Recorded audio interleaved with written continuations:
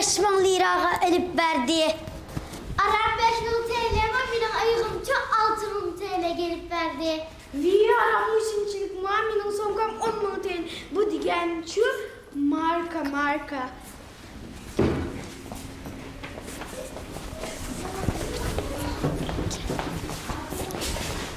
Hey balalar, cürünler, ben sizlerle mimar kılıp gideyim. Dadam bana 500 TL verdi. Vay okulun annemi yıkıdı.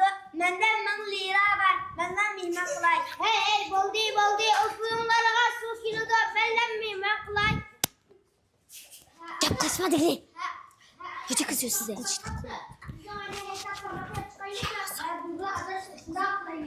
Abi bütün ballar emes mi? Esselamualeyküm. Ve aleykümselam. Mideniz mübarek olsun. Esselamualeyküm. Ve aleykümselam. Mideniz mübarek olsun. Esselamualeyküm. Ve aleykümselam. Mideniz mübarek olsun. Esselamualeyküm. Ve aleykümselam. Mideniz mübarek olsun. Esselamualeyküm. Esselamualeyküm. Ve aleykümselam. Mideniz mübarek olsun. Damla sen de bilen benim ümrümden var. Sen de hektar çıkamsın. Biz bu varlıkta koylarını izleydik. Ne bu varlıkta talağa tabakkat vermez. Kandak yapı heykel etmişken biz uğrunu örüp adli çıta. Heynin geçip külüşü vatsınlar. Kulakta oynamatmışsınlar ya. Biz Abu Bekir'le kimge şuvatmez. Dadan sana kim bende biz Apreylik emze. Hedlah kimimize bir dadaş. Rahmet etsin sizin için de çeyrek vakitsiz. Ağır sıvatkan bizim ballar mı?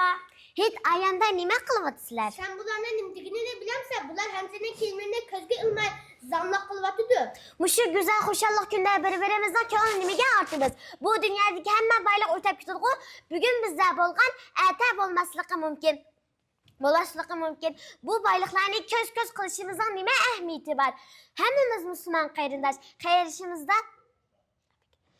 Kayırışımızda bolmagan nersini onu eğrencide kılmay bizdekini hem beherlersek güzel bulmamdı. Doğru. Biz çakçak olduk da ben bizlerin köyünce azap verip kaptık.